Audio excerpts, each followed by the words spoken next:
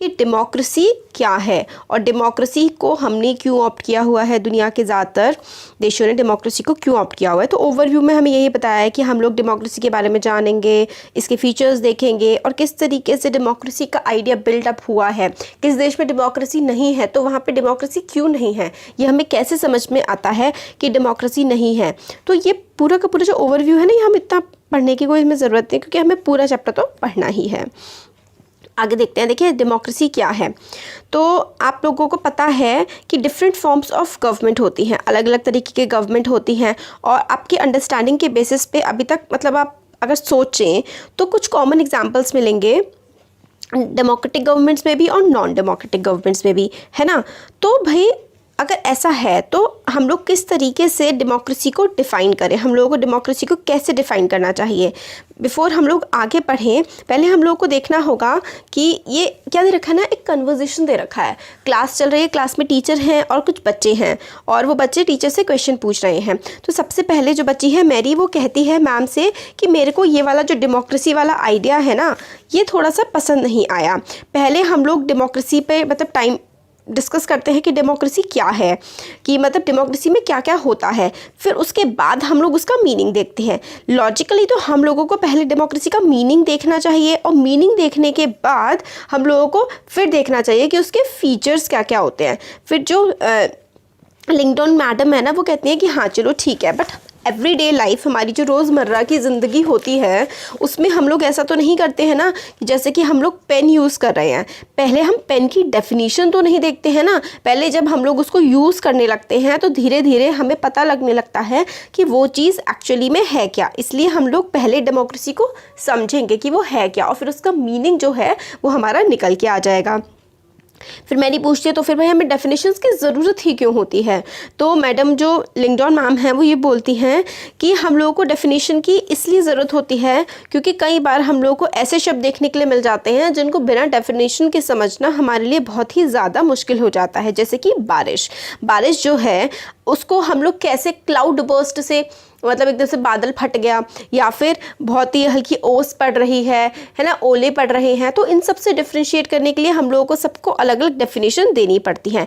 इसलिए जो है हम लोग को डेमोक्रेसी को भी समझने के लिए पहले हम उसको समझेंगे, फिर एक डिफ़ाइन करेंगे उसको ताकि हम उसको और बेटर वे में समझ पाएँ। तो हम लोग को क्लियर डेफिनेशन चाहिए ताकि हम लोग को पता लग सके कौन सी डेमोक्रेसी है, डेमोक्रेसी का पर्पस क्या होता है। फिर एक और स्टूडेंट है रिबियांग, वो ये कहता है बट हम लोगों को किसी डेफिनेशन की why do we need to work on a definition, हम लोगों को डेफिनेशन पे काम करने की क्यों ज़रूरत है। हम लोग हमारे पास तो डेफिनेशन ऑलरेडी है कि जो इब्राहिम लिंकन ने दी थी। This is very important. Democracy is a government of the people, bye the people and for the people. तो ये आपको याद कर लेना है, democracy is a government of the people, bye the people and for the people. तो ये Ibrahim Lincoln ने इस डेफिनेशन को दिया था डेमोक्रेसी की। तो ये बोलते हैं कि मेघालय में तो हम लोग इसी तरीके से हमेशा से हमारे मेघालय राज्य में तो ऐसे ही रूल चलता आया है, तो क्या हम लोग को why do we need to change it, हमें इसे क्यों बदलना चाहिए। तो मैम कहती हैं आई एम नॉट सेइंग कि हमें इसे चेंज करना चाहिए, मुझे भी ये जो है डेफिनेशन है ना इब्राहिम लिंकन की काफ़ी ज़्यादा अच्छी लगती है। फिर आगे बोलते हैं बट हम लोगों को नहीं पता है ना कि ये बेस्ट वे है, बेस्ट वे ऑफ डिफाइनिंग।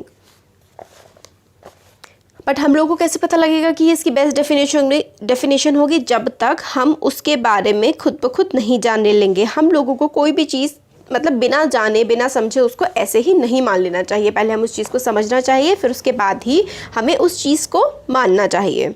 फिर योलोंडा जो है वो भी एक स्टूडेंट है क्लास की, वो पूछती है मैम क्या मैं कुछ सजेस्ट कर सकती हूँ। हम लोगों को किसी डेफिनेशन को देखने की ज़रूरत ही नहीं है।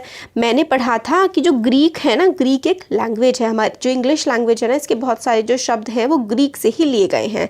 तो ये बच्ची कहती है कि ग्रीक लैंग्वेज में जो वर्ड डेमोक्रीता है, ठीक है, इसमें जो ग्रीक में डेमोस का मतलब होता है लोग, डेमोस का जो है मतलब वो पीपल होता है ग्रीक में, और क्रातिया का मतलब होता है रूल। तो फिर सिंपल हम लोगों को डेमोक्रेसी का मतलब पता लग गया, रूल बाय द पीपल, लोगों के द्वारा किया हुआ रूल। तो मैम बोलती हैं कि काफ़ी हेल्पफुल वे है इस बारे में हमारे सोचने का। बट हम ये भी जानते हैं कि हमेशा ऐसा नहीं होता। वर्ड का हम लोग, जैसे कि जो वर्ड जहाँ से आया होता है हमेशा उस वर्ड का वही मतलब नहीं रह जाता। एग्जाम्पल के लिए कंप्यूटर्स जब इन्वेंट हुए थे तो उस समय पर ये कैलकुलेटर्स की तरह यूज़ होते थे। बहुत ही टफ मैथमेटिकल कैलकुलेशंस को सॉल्व करने के लिए इसका इस्तेमाल किया जाता था। बट आज तो उसके लिए इस्तेमाल होता ही नहीं है लगभग इसका। आज तो हम लोग लिखने के लिए, डिज़ाइनिंग करने के लिए, ऐप्स बनाने के लिए, गेम्स खेलने के लिए, म्यूज़िक सुनने के लिए और मूवीज़ देखने के लिए, हर चीज़ के लिए इसका इस्तेमाल करते हैं। तो इसका मतलब ये नहीं है कि जैसे कि जहाँ से आया कि रूल बाय द पीपल तो यही हमेशा इसका मतलब रहेगा। तो मतलब चेंज होते रहता है, इसलिए हम मतलब से भी नहीं जा सकते, हमें समझना ही पड़ेगा। वे मेरी बोलती है, मैम बेसिकली आप ये कहना चाहती हैं कि कोई भी शॉर्टकट नहीं होता है to our thinking about matter ourselves. मतलब कोई भी शॉर्टकट नहीं है, आपको किसी चीज़ के को अगर सच में जानना है तो उससे खुद ही सोचना पड़ेगा।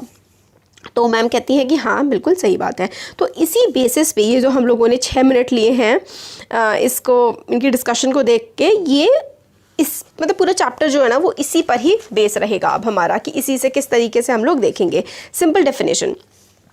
तो डिस्कशन हम लोग जैसे कर रहे थे कि काफ़ी सारी सिमिलैरिटीज़ होती हैं और डिफरेंसेस होते हैं अलग अलग फॉर्म के, जो अलग अलग डेमोक्रेसीज़ होती हैं। जैसे कि एक सिंपल फैक्टर जो कि सारी की सारी डेमोक्रेसीज़ में कॉमन होता है वो ये होता है कि गवर्नमेंट जो है ना वो लोगों के द्वारा चुनी जाएगी। अगर गवर्नमेंट लोगों के द्वारा चुनी जा रही है तो ये एक कॉमन फीचर है, यही एक फीचर होता है, सबसे इम्पॉर्टेंट फीचर है इनिशियली किसी भी कंट्री को डेमोक्रेसी होने के लिए।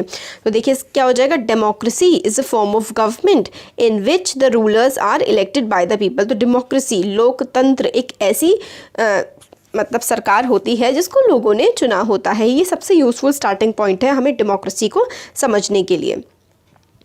अब हम लोग को और भी देखना होगा, democracy forms of government that are clearly not democratic. But अब हम लोग देखते हैं देश में कि वो खुद को डेमोक्रेसी कहते हैं बट डेमोक्रेसी जैसा उनमें कुछ होता ही नहीं है।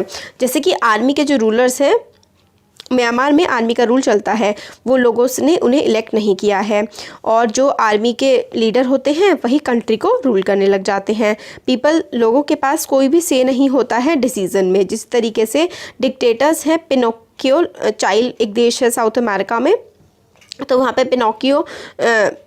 पिनोकेट जो भी है, ये स्पेनिश लैंग्वेज है, स्पेनिश लैंग्वेज का नाम है। तो यहाँ के जो लीडर हैं वो, उनको भी लोगों ने इलेक्ट नहीं किया है और ये मोनार्कीज़ को भी अप्लाई करता है। मोनार्की होता है राजा वगैरह का रूल जो होता है ना, उसको हम मोनार्की कहते हैं। किंग्स ऑफ सऊदी अरेबिया, जो सऊदी अरेबिया में आज भी सऊदी अरेबिया में डेमोक्रेसी नहीं है, वहाँ पे जो प्रिंस होते हैं और वहाँ के वो जो होते हैं ना राजा वगैरह का रूल चलता है वहाँ पे अभी भी। तो Kings of Saudi Arabia rule not because of the, वो इसलिए रूल नहीं करते क्योंकि उन्हें लोगों ने चुना है, बल्कि वो तो इसलिए रूल करते हैं क्योंकि वो एक फैमिली में उनका बर्थ हुआ है।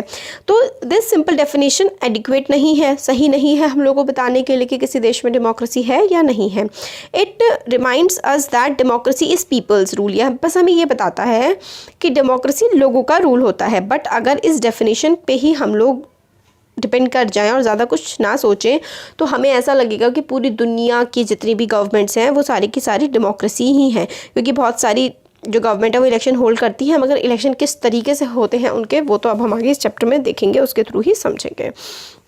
तो कई बार इलेक्शंस काफ़ी ज़्यादा मिसलीडिंग भी हो जाते हैं। हम चैप्टर 3 में इसके बारे में अच्छे से देखेंगे कि हर गवर्नमेंट जो है अपने कंटेम्पररी वर्ड का मतलब होता है जो अभी समय चल रहा है, इस समय में हर दुनिया की हर एक गवर्नमेंट क्या चाहती है कि हर कोई उसे डेमोक्रेसी बोले। बट ज़रूरी नहीं है कि हर देश जिसमें इलेक्शन होता हो, लोगों के द्वारा चुनी हुई सरकार होती हो, वो सच में लोगों के द्वारा चुनी हुई हो। तो हम लोग कैसे केयरफुली डिस्टिंग्विश करेंगे अ गवर्नमेंट जो कि डेमोक्रेसी है और या एक गवर्नमेंट जो सिर्फ डेमोक्रेसी होने का दावा करती है।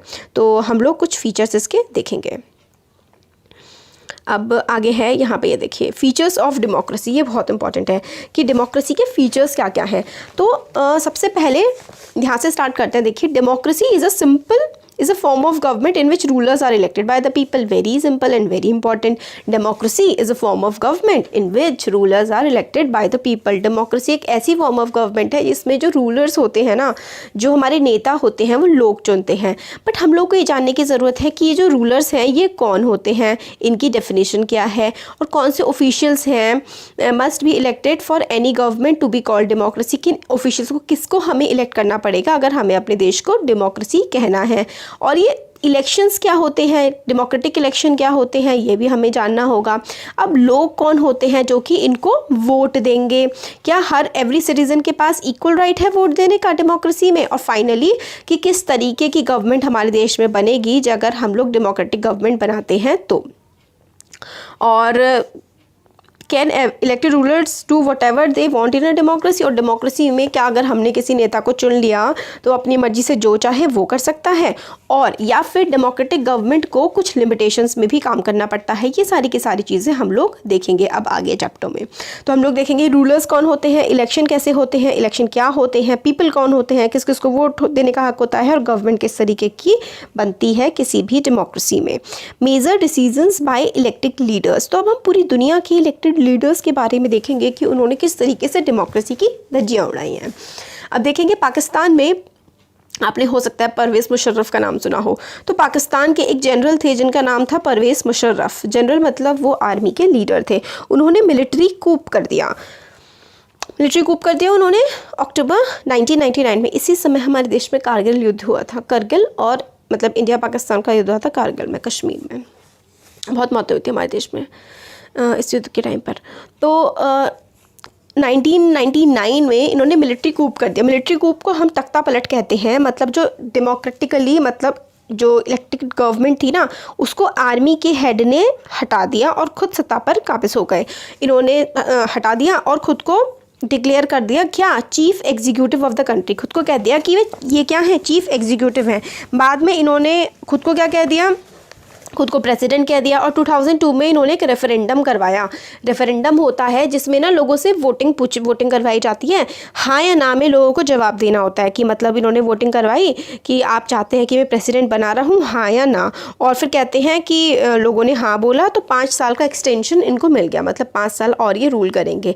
पाकिस्तान की मीडिया, गवर्नमेंट और जो ह्यूमन राइट ऑर्गेनाइजेशन होती है लोगों के हक़ में जो बात करती हैं, और डेमोक्रेसी एक्टिविस्ट, उन सब ने कहा कि ये रेफरेंडम जो था ना वो बिल्कुल ही मतलब फ्रॉड था, एकदम माल प्रैक्टिस मतलब गलत चीज़ें काफ़ी हुई, ज़बरदस्ती लोगों से गलत से गलत वोट पड़वाए गए हैं ना, और पूरा फ्रॉड था।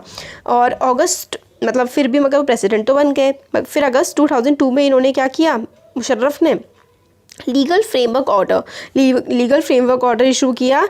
इसमें क्या किया इन्होंने, काफ़ी सारे बदलाव ला दिए पाकिस्तान के कॉन्स्टिट्यूशन में। इस ऑर्डर के अकॉर्डिंग प्रेसिडेंट जो है ना वो नेशनल असेंबली और प्रोविंशियल असेंबली को डिसमिस कर सकता है। मतलब जैसे कि हमारे देश की जो लोकसभा राज्यसभा है ना, इसी तरीके की वहाँ पे जो इंस्टीट्यूशन है उसको डिसमिस कर सकता है, हटा सकता है। और कैबिनेट जो है is supervised by the national security council which is dominated by military officer. और जो कैबिनेट होती है हमारे देश में, जैसे कि मंत्रालय होते हैं, रक्षा मंत्रालय हो गया, हमारा डिफेंस मिनिस्ट्री हो गई, फिर हेल्थ मिनिस्ट्री हो गई। इस समय आप हेल्थ मिनिस्ट्री के बारे में बहुत कुछ सुन रहे होंगे, है ना। तो वो हमारे देश की नेशनल कैबिनेट का हिस्सा होती है। तो ये प्रेसिडेंट ने ना, ये परवेज़ मुशर्रफ जो थे, इन्होंने जो लोगों के द्वारा इलेक्टेड कैबिनेट थी, लीडर्स थे जिस कैबिनेट में, उसको हटा दिया बिल्कुल। और फिर सारे के सारे मिलिट्री लीडर बिठा दिए, नेशनल सिक्योरिटी काउंसिल के नाम से सारे के सारे मिलिट्री लीडर्स उसमें बिठा दिए। और फिर काफ़ी सारे लॉज पास किए जिससे इलेक्शंस को were held to the national and provincial assemblies. काफ़ी सारे मतलब इलेक्शंस वगैरह हुए नेशनल और प्रोविंशियल असेंबलीज़ में। Pakistan has had elections, elected representative have some power.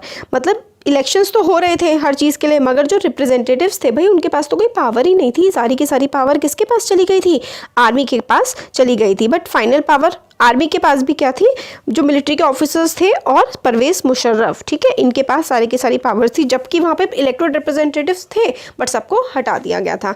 Clearly काफ़ी सारे रीजंस थे कि पाकिस्तान जो है, जो मुशर्रफ के अंडर था, उसको हम डेमोक्रेसी नहीं बोल सकते, क्योंकि जो रूलर था वो लोगों ने इलेक्ट नहीं किया था, है ना। जो किए थे रूलर उनको हटा दिया गया था।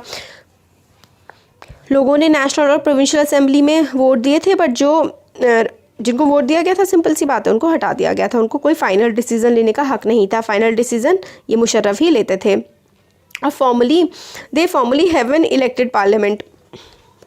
फॉर्मली उनकी मतलब पहले इलेक्टेड पार्लियामेंट थी, पर उनको हटा दिया था। ये सब इसमें लिखा हुआ है।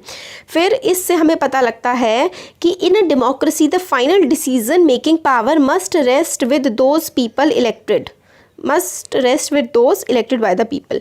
वेरी इंपॉर्टेंट, ठीक है। तो हमारा पहला फीचर क्या हो गया, पहली इंपॉर्टेंट चीज़ जो है वो ये हो गई फीचर्स ऑफ डेमोक्रेसी में कि फाइनल डिसीजन जो इंसान ले रहा है ना वो लोगों के द्वारा चुना मतलब होना चाहिए। जैसे कि हमारे देश में आजकल कोविड-19 कोरोना वायरस का इशू सब चल रहा है, तो हमारे फाइनल डिसीजंस कौन लेते हैं? हमारे देश के प्रधानमंत्री प्राइम मिनिस्टर नरेंद्र मोदी, है ना। तो मोदी जी सारे डिसीजंस लेते हैं, तो फाइनल डिसीजन हमारे देश में हम लोगों ने इलेक्ट किया है तो वो ले रहे हैं ना, तो हमारा देश डेमोक्रेसी है। तो हमारा देश देखिए पहले पॉइंट पे तो खरा उतर गया, है ना, कि जो फाइनल डिसीजन है वो हमारे रूलर ले रहे हैं। दूसरा पॉइंट आता है free and fair electoral competition, मतलब क्या जो इलेक्शन हो रहे हैं लोग अपनी मर्जी से वोट दे रहे हैं या उनसे ज़बरदस्ती वोट दिलवाए जा रहे हैं या फिर उनके पास वोट देने की कोई चॉइस ही नहीं है या फिर धांधलेबाजी हो रही है। दूसरा पॉइंट आता है फ्री एंड फेयर इलेक्शन। पहला पॉइंट था कि हम लोगों ने जिस नेता को चुना है वही नेता हमारे लिए डिसीजन ले, कोई आर्मी कोई राजा महाराजा नहीं, ठीक है। दूसरा है कि जो इलेक्शन है वो फ्री होने चाहिए, फेयर होने चाहिए। जैसे चाइना का केस दिया गया है कि चाइना में हर 5 साल में इलेक्शन होते हैं, उनकी पार्लियामेंट बनती है, उनकी पार्लियामेंट का नाम नेशनल पीपल कांग्रेस या फिर ये जो भी लिखा हुआ है चाइनीज़ में, तो आप नेशनल पीपल्स कांग्रेस याद कर लिए, उसमें हर 5 साल में इलेक्शन होते हैं। नेशनल पीपल कांग्रेस जो है वो प्रेसिडेंट को अपॉइंट करता है। इसके लगभग 3000 मेंबर्स हैं जो कि पूरे के पूरे चाइना में से आते हैं। कुछ मेंबर्स जो हैं वो आर्मी में से भी आते हैं। और इलेक्शंस को कंटेस्ट करने से पहले कैंडिडेट्स को अप्रूवल चाहिए होता है चाइनीज़ कम्युनिस्ट पार्टी का। Communist party of China, China में सिर्फ एक ही पार्टी अलाउड है, वो है कम्युनिस्ट पार्टी ऑफ चाइना। और जितने भी लोग इलेक्शन लड़ते हैं वो उसी पार्टी के होते हैं। सोचिए अब सारे लोग बीजेपी के ही लड़ रहे हैं तो आपके पास तो कोई चॉइस ही नहीं हुई, बीजेपी वाले को ही वोट देना पड़ेगा आपको, है ना। तो इस तरीके से चीज़ें चाइना में चलती हैं। ओनली दोज मेंबर्स जो कि कम्युनिस्ट पार्टी के होते हैं या फिर उनसे जुड़ी हुई 8 छोटी पार्टी जो मतलब एक तरह से उनकी ही है, चाइनीज़ कम्युनिस्ट पार्टी की, उनको ही इलेक्शन कंटेस्ट करने का हक है, ठीक है। तो आप कह सकते हैं यहाँ पे कोई इलेक्शन हो रहा है ढंग से, कुछ भी नहीं हो रहा, लोगों के पास चॉइस ही नहीं है। अब मेक्सिको का एग्जांपल लेते हैं। मेक्सिको इंडिपेंडेंट हो गया था 1930 में और तब से हर 6 साल में इलेक्शन होते हैं। ऐसा नहीं है कि वहाँ इलेक्शन नहीं होते, जैसे चाइना में भी हर 5 साल में होते हैं, बट लोगों के पास चॉइस ही नहीं है। इसी तरीके से मेक्सिको में क्या है कि हर 6 साल में इलेक्शंस होते हैं, मगर और वो कोई मिलिट्री डिक्टेटर का भी रूल नहीं चलता वहाँ पे। बट अंटिल 2000 तक हर इलेक्शन एक ही पार्टी ने जीता, उसका नाम है पीपल्स इंस्टीट्यूशनल रिवॉल्यूशनरी पार्टी। तो पीआरआई को हमें उल्टा याद करना है, इंस्टीट्यूशनल रिवॉल्यूशनरी पार्टी। सारे के सारे इलेक्शंस 1930 से लेकर के 2000 तक सारे के सारे इलेक्शंस एक ही पार्टी ने जीते। तो आपको लगता है ऐसा हो सकता है? हमारे देश में तो ऐसा नहीं होता है। तो अपोजिशन पार्टीज़ को ना मतलब कंटेस्ट तो करने दिया जाता है इलेक्शन, मगर कभी भी वो जीत नहीं पाते। पीआरआई जो है ना वो काफ़ी ज़्यादा उल्टे सीधे काम करता है। देखिए ये बहुत इंपॉर्टेंट है, क्वेश्चन आ सकता है एग्जाम में। क्या क्या करते हैं? जितने भी लोग गवर्नमेंट ऑफिशियल्स हैं, गवर्नमेंट में काम करते हैं, उन सबको पीआरआई पार्टी की मीटिंग अटेंड करनी ही पड़ेगी। टीचर्स जो हैं गवर्नमेंट स्कूल्स में, उनसे कहा जाता है कि आप फोर्स करो बच्चों के पेरेंट्स को कि वो पीआरआई के लिए वोट करें। मीडिया जो है वो अपोजिशन पार्टीज़ जो हैं, मतलब पीआरआई के अलावा जो पार्टी है उनको इग्नोर करती है, उन पर ध्यान नहीं देती और सिर्फ उनके बारे में बुरा भला बोलती है। और कई बार जो पोलिंग बूथ्स हैं, मतलब जहाँ पे वोट देने जाते हैं ना, उनको लास्ट मिनट में बदल दिया जाता है उनकी लोकेशन को, ताकि कोई और पार्टी के, जैसे कि मान ले सपोज करिए ए और बी 2 मोहल्ले हैं, ए मोहल्ले में सबको पता है कि पीआरआई की अपोजिशन पार्टी को वोट मिलते होंगे, है ना। पीआरआई लोग, वो मोहल्ला पीआरआई को पसंद नहीं करता, तो वहाँ से वोट जो बूथ है ना वो शिफ्ट कर देंगे लास्ट मोमेंट पे, ताकि वो लोग वोट ही ना दे पाएँ, है ना। तो पीआरआई बहुत सारा पैसा लगाती है कैंपेन करने में कि भाई हमें वोट दो, हमें वोट दो, इस टाइप में, है ना। तो इससे हमें क्या समझ में आता है, ये हमें बताता है ये एग्जांपल्स कि चाइना में जिस तरीके से इलेक्शंस जो है लोगों के पास कोई चॉइस ही नहीं होती है, रूलिंग पार्टी को ही देना है। इसी तरीके से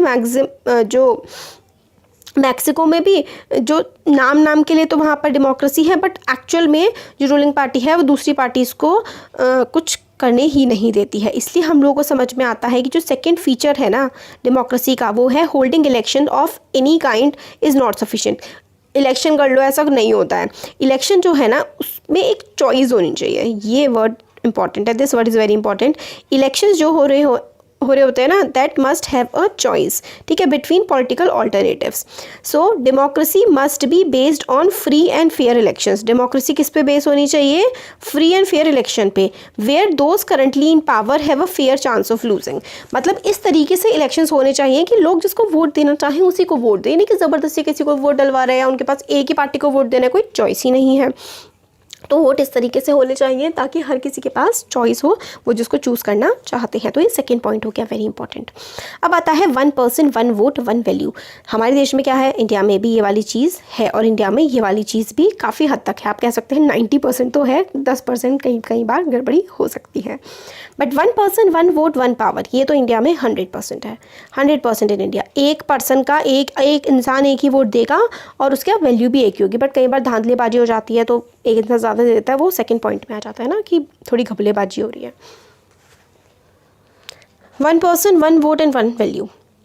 हम लोगों ने पढ़ा था कि डेमोक्रेसी में यूनिवर्सल अडल्ट फ्रेंचाइज का मतलब होता है हर किसी को एक पर्टिकुलर एज के बाद, सपोज करिए 18, 21 जो भी उस देश ने रखी है उसके ऊपर कि हर एक इंसान को वोट देने का हक है, irrespective of his gender, money, caste, है ना, रिलीजन, कुछ भी हो, बट उसको वोट देने का हक है। तो इसमें हमें एग्जांपल दिया जाता है कि equality to right to vote किस तरीके से मनाही करी गई है, डिनाई किया गया है लोगों को। तो जो सऊदी अरेबिया की विमेन है ना, जो विमेन इन सऊदी अरेबिया, उनके पास वोट देने का अधिकार नहीं है। एस्टोनिया में सिटीजनशिप जो है होता है ना, सिटीजनशिप होता है, नागरिकता आसानी से नहीं मिलती है। रशिया के जो लोग वहाँ पे रहते हैं, मतलब अब तो उन्हीं के ही हैं, बट रशियन माइनॉरिटी जो उनके इलाके में आती है उनको वो सिटीजनशिप नहीं देते। फिजी में भी इसी तरीके से कुछ है कि फिजी में जो इंडिया के लोग हैं, इंडियन फिजियन, मतलब काफ़ी सालों पहले, 200-300 साल पहले वो लोग इंडिया से फिजी में गए थे काम वाम करने के लिए, वहीं पर रहते हैं, वहीं के सिटीज़न हैं, बट उनको ढंग से वोटिंग राइट नहीं दिया जाता है। तो इन तीनों एग्जाम्पल से हम लोगों को समझ में आता है कि हर जगह इक्वल वोट, इक्वल वैल्यू की बात नहीं होती है, हर एक इंसान के पास बिल्कुल बराबर राइट्स नहीं होते हैं। तो ये इंपॉर्टेंट है। थर्ड पॉइंट जो हमारा आता है, in a democracy each adult citizen must have 1 vote and each vote must have 1 value. तो डेमोक्रेसी में हर एक जो एडल्ट सिटीजन होता है, डेमोक्रेसी में हर एक एडल्ट सिटीजन के पास एक ही वोट होता है और एक ही उस वोट की वैल्यू होती है। अब नेक्स्ट आता है rule of law and respect for rights. Next point है rule of law and respect for rights. तो जिम्बाब्वे में क्या होता है ना, जिम्बाब्वे को आज़ादी मिली वाइट माइनॉरिटी से, जो गोरे लोग थे उनसे आज़ादी मिली उन जिम्बाब्वे को। जिम्बाब्वे अफ्रीका में है, ठीक है। 1980 में उन्हें आज़ादी मिली और तब से कंट्री पे ZANU-PF नाम की एक पार्टी रूल कर रही है, जिनके रूलर हैं रॉबर्ट मुगाबे। और इलेक्शंस होते हैं, रेगुलरली होते हैं, और रॉबर्ट मुगाबे काफ़ी पॉपुलर लीडर भी हैं, बट फिर भी वो काफ़ी अनफेयर प्रैक्टिसेस का इस्तेमाल करते हैं। उन्होंने कई सालों में कॉन्स्टिट्यूशन में बहुत ज़्यादा बदलाव किए हैं और अपोजिशन पार्टी के वर्कर्स को वो काम नहीं करने देते, उनकी मीटिंग्स में डिस्ट्रप्शन करते हैं, परेशान करते हैं उन्हें। पब्लिक प्रोटेस्ट, मतलब कोई प्रेसिडेंट के खिलाफ या गवर्नमेंट के खिलाफ आंदोलन नहीं कर सकता है, उसको इलीगल कर दिया जाता है, और प्रेसिडेंट को कोई क्रिटिसाइज़ भी नहीं कर सकता। टेलीविज़न और रेडियो जो है वो गवर्नमेंट कंट्रोल करती है और रूलिंग पार्टी का ही वर्जन दिखाती है कि रूलिंग पार्टी अच्छी है और ये वो। काफ़ी सारे इंडिपेंडेंट न्यूज़पेपर हैं, बट गवर्नमेंट हरास दोस्त, मतलब न्यूज़पेपर हैं जो गवर्नमेंट के खिलाफ बोलते हैं, तो गवर्नमेंट उन्हें बहुत ज़्यादा परेशान करती है और गवर्नमेंट कोर्ट की बातों को भी इग्नोर कर देती है, और जो अगर जजेस कुछ कहते हैं ना उनके खिलाफ, तो उनको भी हटा दिया जाता है ना। तो ये जिम्बाब्वे का एग्जाम्पल हम लोग को बताता है कि पॉपुलर अप्रूवल और ruler is necessary in a democracy. तो rule of law and respect for rights. तो पॉपुलर अप्रूवल मतलब लोग पसंद तो करते हैं, बट स्टिल पॉपुलर गवर्नमेंट भी अनडेमोक्रेटिक हो सकती हैं। लोग पसंद करें फिर भी वो ऐसे काम कर सकती हैं जो देश के लिए और लोगों के लिए ठीक ना हो। ये बात हमें समझ में आ गई। Popular leaders can be autocratic. Popular leaders ऐसे हो सकते हैं कि वो सिर्फ अपनी अपनी चलाएं, अपनी मर्जी से काम करें। अपनी अपनी चलाने वाली जगह तो फिर डेमोक्रेसी होती ही नहीं है, क्योंकि डेमोक्रेसी में तो सबकी बातें सुनी जाती हैं। But it is equally important to look before and after the elections, है ना।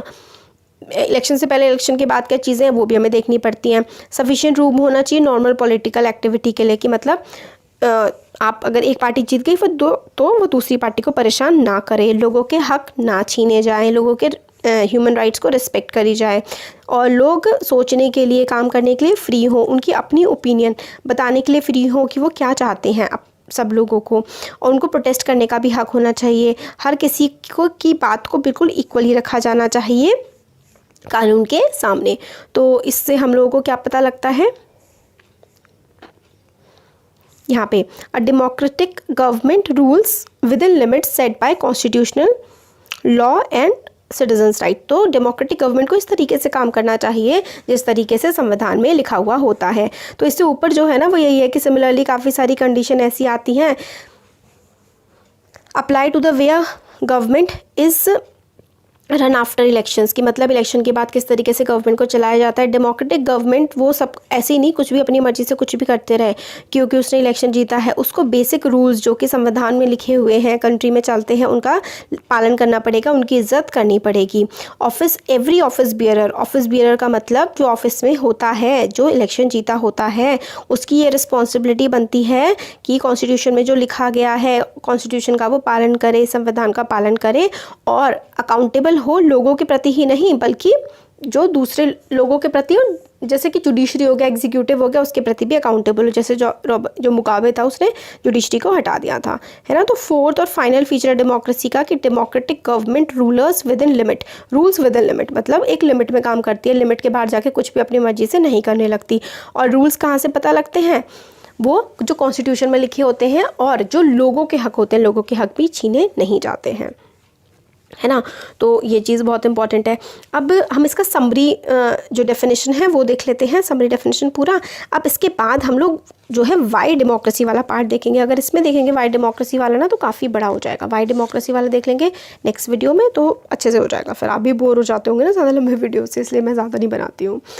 तो समरी डेफिनेशन में हमें यही है कि डेमोक्रेसी एक ऐसी फॉर्म ऑफ गवर्नमेंट है जिसमें जो रूलर्स है ना उसको लोग इलेक्ट करते हैं। हम लोग ये डेफिनेशन हमें इतनी एडिक्वेट नहीं लगी, इसलिए हम लोगों ने ये 4 पॉइंट्स निकाले थे। तो ये 4 पॉइंट्स क्या हैं? Rulers elected by people take all the major decision, मतलब हम लोगों ने वोट दे दिया, अपने रूलर्स को इलेक्ट कर दिया, मगर जो अब डिसीज़न लिया जाएगा ना वो उसी के द्वारा लिया जाएगा जिस रूलर को हमने इलेक्ट किया है। इलेक्शंस जो है हमें एक चॉइस देते हैं, एक अपॉर्चुनिटी देते हैं लोगों को कि वो अपने रूलर्स को जो अभी हैं, मतलब एक तो हमने जिसको चूज़ किया है वो हमारे डिसीज़न ले, बट अगर हमें अब उसके डिसीज़न थोड़े ठीक नहीं लग रहे हैं तो हमारे पास ऑप्शन होना चाहिए कि हम उसको बदल दें। नेक्स्ट है चॉइस अपॉर्चुनिटी अवेलेबल होनी चाहिए लोगों के पास, मतलब अलग अलग पार्टीज होनी चाहिए ताकि हम अपने हिसाब से वोट दे दें। और तीसरा आता है गवर्नमेंट लिमिट्स में काम करे, कॉन्स्टिट्यूशन और लोगों के सिटीजन्स के राइट को ध्यान में रखते हुए। अगर आपको इससे पहले भी कुछ नहीं समझ आया है ना या फिर कुछ मज़ा नहीं आया तो अगर आप एग्ज़ाम में आपके ज़्यादा मार्क्स के तो आते नहीं क्वेश्चंस, ये 4 पॉइंट्स लिखेंगे ना, these are very important, very very important. आपको अभी तक जो पूरा पढ़ा है ना उसका जिस्ट है ये सारी की सारी लाइंस, ठीक है। अब हम वाई डेमोक्रेसी वाला पार्ट नेक्स्ट वीडियो में देखते हैं। Thank you. डेमोक्रेसी क्यों है ये हम पार्ट 2 है, हम उसमें देखेंगे। तो वाई डेमोक्रेसी कि डेमोक्रेसी भाई होनी क्यों चाहिए, अब हमें ये देखना है। तो वाई डेमोक्रेसी है ना। अब देखिए ये जो डिबेट है ना ये इतनी इंपॉर्टेंट नहीं है क्योंकि हम आगे जो चैप्टर में पढ़ेंगे वो इसका ही पढ़ेंगे, इसको पढ़ेंगे तो कुछ फ़ायदा भी नहीं निकलना है और वीडियो लंबा हो जाना है। तो अब हम लोग यहाँ से देखते हैं, ये देखिए यहाँ से आर्ग्यूमेंट्स अगेंस्ट डेमोक्रेसी। हम लोग दोनों देखेंगे कि हमें डेमोक्रेसी क्यों चाहिए, सबसे पहले तो कि भाई क्यों नहीं चाहिए, और फिर उसके बाद डेमोक्रेसी क्यों अच्छी है, फिर हम इन दोनों को मिला के देखेंगे कि भाई अच्छी ज़्यादा है या बुरी ज़्यादा है, ठीक है। तो आर्ग्यूमेंट्स अगेंस्ट डेमोक्रेसी, जो आर्ग्यूमेंट्स मतलब डेमोक्रेसी के खिलाफ आते हैं, ठीक है। तो पहला है leaders keep changing in a democracy, this leads to instability. तो शॉर्ट में पहला पॉइंट क्या है कि democracy leads to instability, democracy में देश इंस्टेबल हो जाता है हमारा, ठीक है। तो डेमोक्रेसी लीड्स टू इंस्टेबिलिटी कैसे? क्योंकि हम लोग क्या होता है ना बार बार इलेक्शंस होते हैं। आप देखिए इससे पहले कांग्रेस की सरकार थी, मतलब पहले 5 साल पहले बीजेपी की थी, उससे 5 साल पहले किसकी थी? कांग्रेस की थी, ठीक है। उससे 5 साल पहले भी कांग्रेस की थी, उससे 5 साल पहले बीजेपी की थी। तो क्या होता है ना बीजेपी कांग्रेस, फिर हमारे लीडर्स, हमारे जो नेता हैं, अभी मोदी जी हैं, उनसे पहले मनमोहन सिंह थे, अब फिर शायद कोई और आ जाएंगे, तो लीडर्स चेंज होते रहते हैं। तो इसकी वजह से क्या है, it leads to instability, instability आती है गवर्नमेंट में। Democracy is all about political competition and power play. Democracy political competition, एक दूसरे से कॉम्पिटिशन ही करती रहती है, पार्टियाँ एक दूसरे के बारे में उल्टा सीधा बोलती रहती हैं और मतलब मोरालिटी नहीं बची, किसी के बारे में कुछ भी उल्टा सीधा बोला जाता है। तो पहला पॉइंट इंस्टेबिलिटी है और नो मोरालिटी। थर्ड पॉइंट आता है so many people have to be consulted in democracy that leads to delay. मतलब अगर आपको कोई एक लॉ पास कराना है, छोटे से छोटा, आपको इतने सारे लोकसभा मीटिंग करो, राज्यसभा से मीटिंग करो, फिर उसके बाद प्रेसिडेंट से साइन कराओ, लोकसभा में बहुत तेज़ बोल दिया ना, धीरे बोलते हैं, लोकसभा में मीटिंग होती है, फिर राज्यसभा में होती है, फिर उसके बाद प्रेसिडेंट से साइन चाहिए होते हैं, तब जाके कोई लॉ बनता है। उसके बाद भी अगर जुडिशरी को अच्छा नहीं लगा, लोगों को अच्छा नहीं लगा, तो उस पर केस चलेगा। तो बहुत ही लंबा चौड़ा प्रोसेस होता है कोई भी डिसीजन लेने का। इसकी वजह से क्या होता है ना, काफ़ी ज़्यादा डिलेज होते हैं, काफ़ी टाइम लग जाता है। अब इलेक्टेड लीडर्स, हमने जिसको इलेक्ट किया है, ज़रूरी नहीं है वो अच्छा ही होगा और वो हमारे लिए सही डिसीज़न लेगा, तो बैड डिसीज़न भी आ सकते हैं। और डेमोक्रेसी में करप्शन भी होता है, आपको पता ही होगा देश में कितना ज़्यादा करप्शन है ना। और इलेक्टोरल कंपटीशन, एक दूसरे से लड़ते मरते रहते हैं, जब इलेक्शन होते हैं तो पैसे बांटते हैं, उल्टी सीधे हरकतें करते हैं, है ना। तो ये वाली भी इशू है डेमोक्रेसी में। Ordinary people don't know what is good for them, they should not decide anything. लोगों को अकल नहीं होती, अपने लिए डिसाइड नहीं कर सकते, ये पॉइंट है। तो ये कुछ आर्ग्यूमेंट है अगेंस्ट डेमोक्रेसी के, जैसे कि instability, no scope for morality, आपको ये याद करने हैं, ठीक है, लीड्स टू डिलेज, फिर बैड डिसीजंस, फिर corruption, electoral competition, ordinary people do not know what is good for them, ठीक है। और क्या ये आर्ग्यूमेंट सारे के सारे अगेंस्ट में ही हैं डेमोक्रेसी के? बट सारे डेमोक्रेसी के सिर्फ अगेंस्ट में ही नहीं आते हैं, इनको हम उल्टा करेंगे तो डेमोक्रेसी के फेवर में हो जाएंगे, जैसा हम अभी देखेंगे थोड़ी देर में, ठीक है। तो सारे के सारे आर्ग्यूमेंट ज़रूरी नहीं है कि अगेंस्ट में ही हो। तो क्लियरली डेमोक्रेसी कोई मैजिकल सोल्यूशन तो नहीं, कोई जादू तो कर नहीं देती है कि भाई ऐसे डेमोक्रेसी ले आओ सब कुछ ठीक हो जाएगा और सॉल्यूशन के प्रॉब्लम सारे निकल जाएंगे। इसने पॉवर्टी को एंड नहीं किया है, गरीबी को, हमारा देश में कब से डेमोक्रेसी है बट हमारे देश में गरीबी भी बहुत ज़्यादा है। तो democracy as a form of government only ensure, democracy government की फॉर्म में सिर्फ यही इंश्योर करती है कि लोग अपने डिसीज़न खुद लें, दिस डिसीज़न, और मगर इसकी गारंटी ये नहीं है कि वो डिसीज़न सही होंगे। डेमोक्रेसी में लोग खुद डिसीज़न लेते हैं बट आपके क्या हमेशा सारे डिसीज़न सही निकलते हैं? ऐसा तो नहीं होता है। लोग गलतियाँ कर लेते हैं और पीपल जो है ये डिसीज़न लेते हैं, वो कई बार डिसीज़न मेकिंग में डिले भी हो जाता है ना। इट इज़ ऑल्सो ट्रू, ये भी सही बात है कि डेमोक्रेसी में काफ़ी ज़्यादा लीडरशिप में चेंजेस आते हैं, इसकी वजह से भी दिक्कतें होती हैं। और हमें आर्ग्यूमेंट्स ये भी बताते हैं कि democracy of the kind we may see not be ideal form of government, मतलब ये आइडियल नहीं होगी, बिल्कुल अच्छी नहीं होगी, है ना। But it is not a question we face in real life, the real question we face is different, is democracy better than other forms of government. अब हमें ये नहीं है कि डेमोक्रेसी मतलब पिनाशिया है, मतलब एक होता है ना कि हर बीमारी का तोड़ या हर चीज़ को ठीक कर देने वाली चीज़ तो है नहीं डेमोक्रेसी। लोग डिसीजन ले रहे हैं, लोग गलत भी हो सकते हैं। अब तो क्या डेमोक्रेसी से कोई अच्छा फॉर्म ऑफ गवर्नमेंट है कि मतलब डेमोक्रेसी छोड़ो और उसको फॉलो कर लो? तो देख लेते हैं भाई, हमने बहुत सारी चीज़ें देख ली हैं तो अब ये भी देख लेते हैं कि क्या हुआ था। अब चाइना का देखते हैं, आर्ग्यूमेंट्स फॉर डेमोक्रेसी, डेमोक्रेसी के फेवर में कि भाई डेमोक्रेसी मस्त है एकदम, इसके फेवर में भी आर्ग्यूमेंट देख लेते हैं। चाइना में फेमीन आई थी, फेमीन का मतलब होता है भुखमरी। भुखमरी आई थी 1958 और 1961, लगभग 3 साल भुखमरी आई थी और लगभग 3 करोड़ लोग वहाँ के मर गए थे, ठीक है। अब कोरोना वायरस से मर रहे हैं, पूरी दुनिया को मार रहे हैं। तो चाइना जो में फेमीन आई थी 1958 में आई थी और 1961 तक रही थी, 3 करोड़ लोग मर गए थे। इस टाइम पर इंडिया की इकोनॉमिक कंडीशन जो थी ना वो चाइना से ख़राब थी, मतलब चाइना अमीर था इंडिया से उस टाइम पर, बट फिर भी चाइना में इतने सारे लोग मरे। तो इकोनॉमिस्ट जो हैं, इकोनॉमिस्ट होते हैं जो इकोनॉमिक्स के बारे में देखते हैं, देश में क्या चल रहा है, पैसे से रिलेटेड वो चीज़ें देखते हैं। उन्होंने ये कहा कि वहाँ पर ऐसा इसलिए हुआ क्योंकि वहाँ पर डेमोक्रेसी नहीं थी।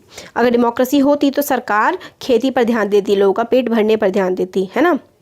अगर ये डेमोक्रेसी इंडिया में जब से हम लोग आज़ाद हुए हैं ना, भले मतलब खाने की शुरुआत में कमी रही थी, मगर हमारे देश में आज़ादी के बाद कभी भी इतनी बड़ी फेमाइन नहीं आई है और हम लोगों ने खाने को मतलब फूड सिक्योरिटी पे काफ़ी ज़्यादा काम किया और गवर्नमेंट ने रिस्पॉन्स किया फूड स्कैर्सिटी पे, मतलब फूड की कमी पर इंडियन गवर्नमेंट ने बहुत अच्छे से रिस्पॉन्ड किया और चाइनीज़ गवर्नमेंट ने नहीं किया। पॉइंट आउट ये किया जा रहा है कि भाई इंडिपेंडेंट इंडिया में कभी भी बहुत ज़्यादा बड़ी फेमाइन नहीं आई है। अगर चाइना भी मल्टी पार्टी इलेक्शंस करवाता, वहाँ पर भी एक अपोजिशन पार्टी होती और प्रेस फ्रीली बोल सकती गवर्नमेंट के खिलाफ, तो वहाँ पर इतने लोग शायद फेमीन से नहीं मरते। ये एग्जांपल से हमें पता लगता है कि डेमोक्रेसी इसलिए ही तो बेस्ट फॉर्म ऑफ गवर्नमेंट मानी जाती है कि अपोजिशन है, अपोजिशन गवर्नमेंट के डिसीजंस को लोगों को बताता है कि भाई ये गलतियाँ कर रहे हैं ये लोग, मीडिया भी बता देती है कि भाई ये सब गड़बड़े हो रही हैं। बट अगर डेमोक्रेसी नहीं होती तो ना ही अपोजिशन पार्टी होती है और ना ही मीडिया होती है जिससे हम लोगों को चीज़ों के बारे में पता लगता है और लोगों के पास भी अपनी बात बोलने का हक नहीं होता है अगर डेमोक्रेसी नहीं होती है। तो democracy is any other form better than any other form of government in responding to needs of people. लोगों की नीड्स को पूरा करने के लिए भी डेमोक्रेसी बहुत अच्छे से रिस्पॉन्ड करती है। जो नॉन डेमोक्रेटिक गवर्नमेंट होती है वो लोगों की नीड्स को रिस्पॉन्ड हो सकता है ना करे। वो उनकी मर्ज़ी पर डिपेंड करता है, जब मन करेगा तो कर देंगे। मगर डेमोक्रेसी में क्या होता है कि रूलर्स को अटेंड करना पड़ता है लोगों की नीड्स को, ठीक है। तो अब ये इंपॉर्टेंट है कि democratic government is a better government because it is more accountable form of government. आपको यहाँ पे इस वर्ड को कैच करना है, democratic government is accountable government. Accountable का मतलब होता है लोगों को जवाब देना पड़ता है कि वो लोग क्या कर रहे हैं, सरकार क्या कर रही है, सरकार के क्या डिसीजंस है, हर चीज़ का जवाब ना सरकार को देना पड़ता है लोगों को एक डेमोक्रेसी में। तो इसलिए डेमोक्रेसी क्या है, एक बेटर फॉर्म ऑफ गवर्नमेंट है। एक और रीज़न भी है कि डेमोक्रेसी क्यों बेटर है नॉन डेमोक्रेसी से। डेमोक्रेसी बेटर है नॉन डेमोक्रेसी से क्योंकि कंसल्टेशन और डिसीजन पे होती है। मतलब बहुत सारे डिस्कशंस होते हैं, कई सारे लोगों से डिस्कशन होते हैं, इससे हमें क्या पता लगता है, भले डिले हो रहा है मगर डिसीज़न जो लिए जाते हैं ना वो बहुत ही सही लिए जाते हैं, हड़बड़ी में इररिस्पॉन्सिबल ख़राब डिसीज़न नहीं लिए जाते। दस democracy improves the quality of decision making. पहला हम लोगों ने क्या देखा था कि डेमोक्रेसी में क्या होता है, इंस्टेबिलिटी होती है ना, हमारे डीमेरिट में। मगर हमने मेरिट में क्या देखा कि डेमोक्रेसी मोर अकाउंटेबल है, लोगों को जवाबदेह है, जवाब देगी क्या करा है। फिर दूसरा आता है डिसीज़न मेकिंग में भले ही लेट हो मगर क्वालिटी होती है, हम लोग अच्छे डिसीज़न लेते हैं। और डेमोक्रेसी हमें एक मेथड भी प्रोवाइड करती है to deal with differences and conflict. अगर हम लोगों के अलग अलग धर्म के बीच में, जातियों के बीच में कोई दिक्कतें हैं तो डेमोक्रेसी हम लोगों को एक वे प्रोवाइड करती है जिससे हम लोग अपने दिक्कतों को, प्रॉब्लम्स को सुलझा लें। किसी भी सोसाइटी में लोगों को काफ़ी ज़्यादा अलग अलग ओपिनियन होती है, इंटरेस्ट होते हैं, उनके डिफरेंस काफ़ी अलग अलग हो सकते हैं। हमारे जैसा देश जिसमें बहुत ज़्यादा सोशल डाइवर्सिटी है, सोशल डाइवर्सिटी का मतलब होता है लोग बहुत ही ज़्यादा डिफरेंट है एक दूसरे से, तो अलग अलग रीजन्स को बिलोंग करते हैं, अलग अलग भाषा बोलते हैं, अलग अलग प्रैक्टिस करते हैं, धर्म अलग अलग है।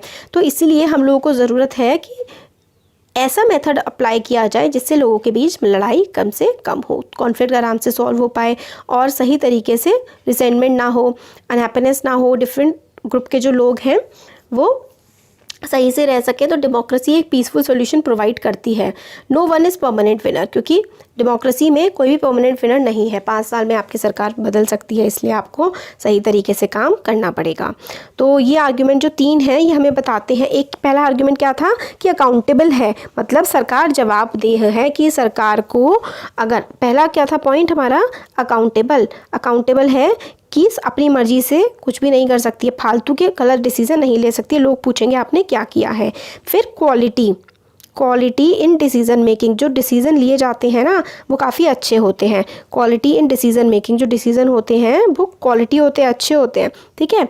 फिर आता है कॉन्फ्लिक्ट डिसीज़न, मतलब क्या होता है कि प्रॉब्लम्स जो होती हैं उसको सॉल्व करने का ही रास्ता दिखाती है, ठीक है। तो democracy enhances the dignity of people. Dignity of people कैसे एनहांस करती है, हमारे पास फंडामेंटल राइट्स हैं भाई, हम लोग जो चाहें वो बोल सकते हैं, हम लोग अपने व्यूज़ एक्सप्रेस कर सकते हैं, अगर हमें सरकार से प्रॉब्लम भी है तो वो भी हम बता सकते हैं, अपनी मर्जी से अपने लिए डिसीजंस ले सकते हैं। तो it enhances dignity of citizen. Dignity of citizens का मतलब है इज्जत देती है डेमोक्रेसी, ठीक है।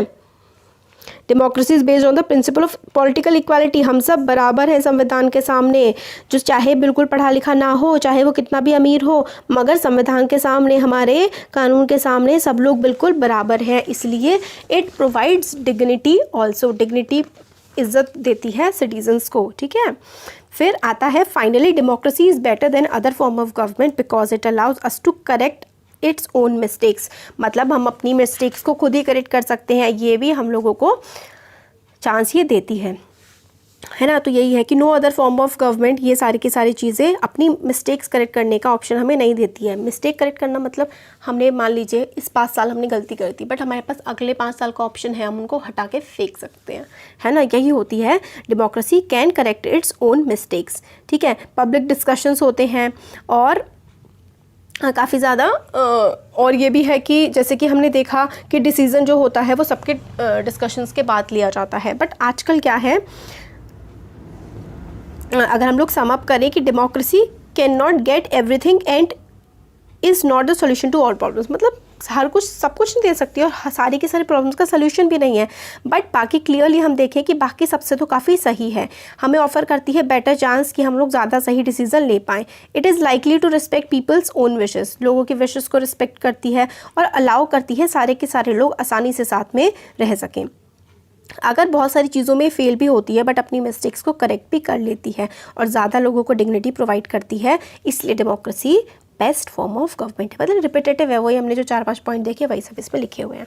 अब broader meaning of democracy, democracy का ब्रॉडर मीनिंग क्या होता है, बड़ा मीनिंग क्या होता है, ये वाला चीज़ देखेंगे हम इसमें, बट इतने ज़्यादा इंपॉर्टेंट पॉइंट्स भी नहीं हैं इसमें, देख लेते हैं। फिर भी हमने इस चैप्टर में पूरा का पूरा देखा कि डेमोक्रेसी क्या है, और लिमिटेड में भी देखा, और मतलब बहुत ज़्यादा डेमोक्रेसी तो बहुत बड़ी चीज़ है, बहुत कॉम्प्लेक्स है, फिर भी हमने थोड़ा बहुत उसको समझने की कोशिश की है। मोस्ट कॉमन फॉर्म है इस टाइम जो चल रही है ना आजकल, वो है रिप्रेजेंटेटिव डेमोक्रेसी। आजकल जो चल रही है रिप्रेजेंटेटिव कैसे, इसका मतलब ये है कि हम लोग देश के हर नागरिक को तो नहीं बुला सकते हैं ना, कोई डिसीज़न लेना है अगर हमें, जैसे कोविड-19 के लिए हमने क्या लगाना था, कर्फ्यू लगाना था पूरे देश में, जैसे कि 21 दिन का लगा, लॉकडाउन कह लीजिए, कर्फ्यू ना कहिए, लॉकडाउन लगा, तो कैबिनेट ने, नेताओं ने डिसीजन ले लिया, देश के हर इंसान से तो नहीं पूछा गया था। तो यही होती है रिप्रेजेंटेटिव डेमोक्रेसी, हमने उन्हें चुना, वो हमारे रिप्रेजेंटेटिव हैं, तो उन्होंने हमारे बिहाफ पे डिसीजन